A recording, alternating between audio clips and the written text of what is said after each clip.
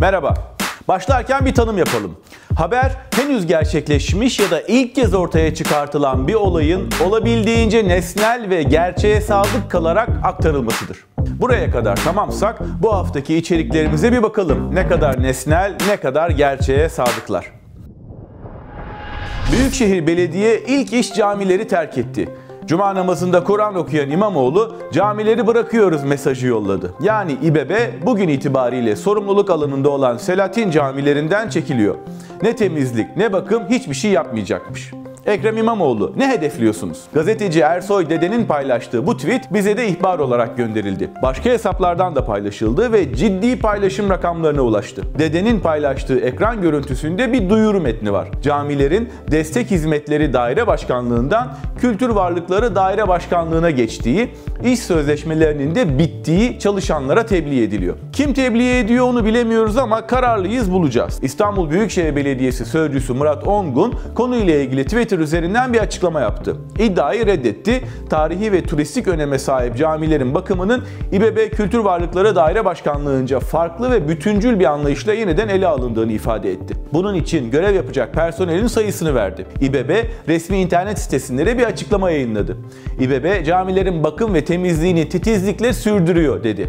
Biz demek ki dedenin paylaştığı duyuruyu belediye yapmamış deyip geçmedik. Doğrudan belediye yetkililerine de sorduk. Sorularımıza yanıt veren İBB yetkilisi belediyenin cami bakım ve temizlik hizmetlerinden çekilmeyeceğini, bu işi kendi iştiraki olan Boğaziçi Yönetim Şirketi'nin yerine getireceğini açıkladı. Yani İstanbul Büyükşehir Belediyesi bu işi daha önce taşeronla yapıyormuş, şimdi kendi iştirakiyle yapacak. Peki bu tamam da duyuruyu cep telefonlarına kim gönderdi? En iyisini iddia sahibi bilir herhalde diyerek Ersoy Dede'ye sorduk. Duyuruyu İBB Destek Hizmetleri Daire Başkanlığı'nın kendi bünyesinde çalışan işçilere yolladığını, kendisinin de bir işçinin cep telefonundan kopyaladığını ifade etti. Yine İBB'ye döndük. Basın birimi ekran görüntüsündeki duyurunun hiçbir şekilde belediyeden gitmediğini, yüklenici şirketin kendi çalışanlarına yolladığı bir duyuru mesajı olabileceğini belirtti. Olabilir mi diye camilerin temizliğinden sorumlu yüklenici firmayı aradık. Şirket yetkilisi işçilere herhangi bir duyuru yollamadıklarını söyledi.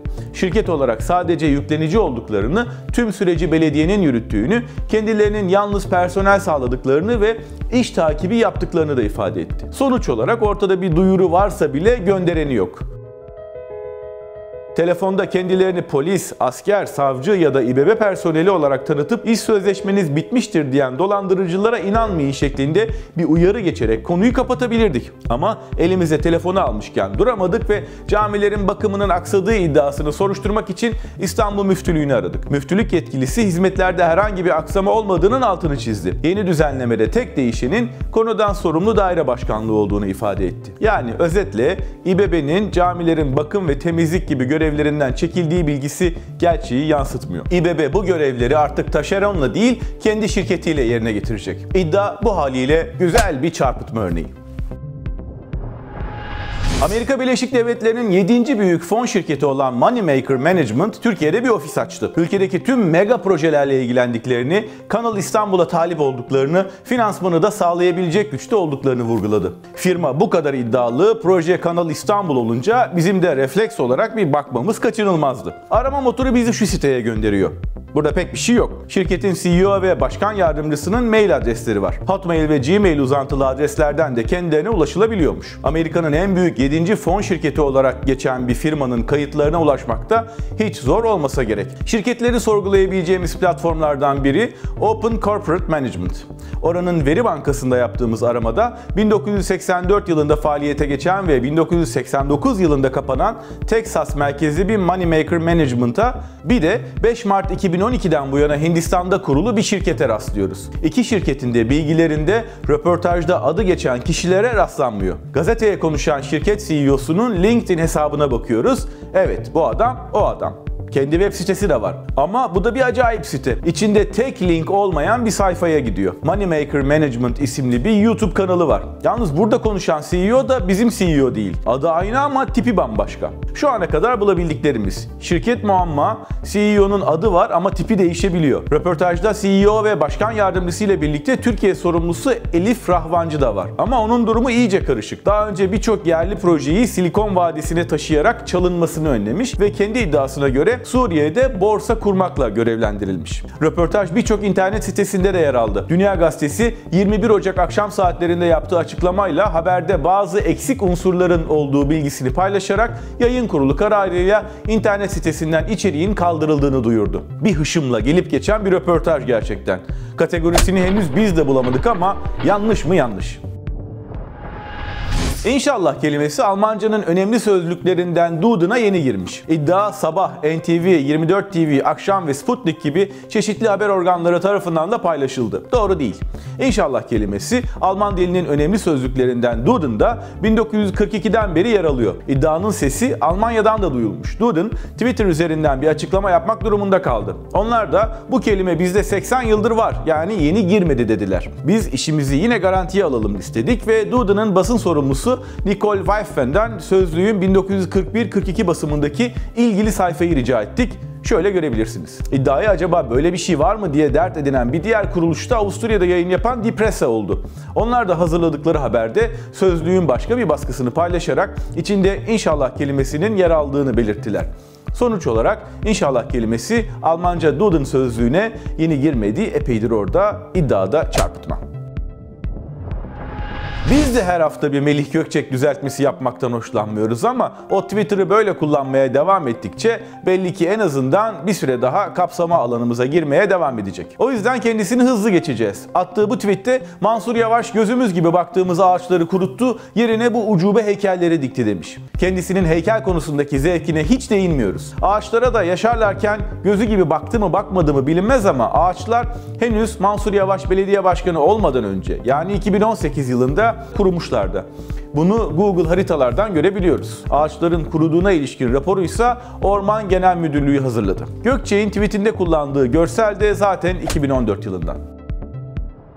Geçen hafta Türkiye'den ve dünyadan 4 üniversitenin ibadethane ve Nobel ödülü sayılarını karşılaştıran bir iddia önümüze düştü. Neymiş bakalım. Bu paylaşıma göre Columbia, Cambridge ve Chicago üniversitelerinde hiç ibadethane yokmuş. Çanakkale 18 Mart Üniversitesi'nde ise 56 tane varmış. Üniversite mensuplarının aldığı Nobel ödül sayıları ise ters orantılıymış. Çanakkale 18 Mart Üniversitesi'nden hiçbir bilim insanının Nobel ödülü almadığı doğru. Kalanı ise yanlış. Columbia Üniversitesi'ne ait 96 değil 84 Nobel ödülü var. Bu ödüllerden birinin üzerinde de burada ders veren Orhan Pamuk'un adı yazıyor. Cambridge Üniversitesi'nin 88 değil 109 kişiyle 101 Nobel'i var. Chicago'nun ise 87 değil 92 Nobel'i var. Peki Columbia, Cambridge ve Chicago üniversitelerinde ibadethane var mı? Var. Hepsinde farklı inançlara sahip kişiler için ibadet yerleri bulunuyor. Bunu üniversitelerin web sitelerinden de görmek mümkün. Size Çanakkale 18 Mart Üniversitesi'nde kaç ibadethane olduğunu da tam rakam olarak verelim istedik. Ancak resmi internet sitesinden bu rakama ulaşılamıyor. Bizzat üniversiteden bilgi almaya çalıştık. Bilgi edinme hakkı kanununun 7. maddesi gereği talebimizin karşılanamayacağı cevabını aldık. Üniversitenin eski rektörü Sedat Laçiner'in 2015 yılında söylediği 53 rakamını referans alabilir ve farazi olarak 60'a yakın ibadethane bulunduğunu söyleyebiliriz ama bu beyana dayalı kaba bir tahmin olur. İddianın kategorisi ise net, uydurma. Bu bir top yıldırım. Cahil ve dindar kesimi bunun cin, şeytan veya melek olduğunu söyleyerek kolaylıkla kandırabilirsiniz. Kapatın interneti, sizi de kandırıyorlar. Çünkü binlerce paylaşım ve izlenme alan bu mavi arkadaş cin olmadığı gibi top yıldırım da değil. Bildiğiniz görsel efekt. Kaynağı da Andrei Trukonovets isimli bir YouTube kanalı.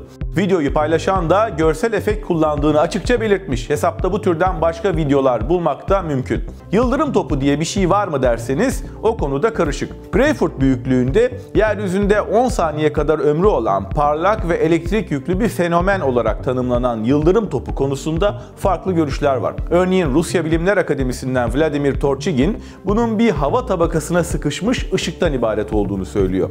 Bir başka çalışmada ise bugüne kadar kimsenin bir yıldırım topunu görüntülemeyi başaramadığı belirtiliyor. Sonuç olarak iddia doğru değil. Yeri de hatalı ilişkilendirme. Yorumlarınıza bakıyorum. Sık sık bize yalan söylemelerinin bir cezası olmalı diyorsunuz. Singapur'da var. Geçen yıl kabul edilen çevrim içi yalanlar ve manipülasyon yasasına göre internette bu amaçla paylaşım yapmak suç.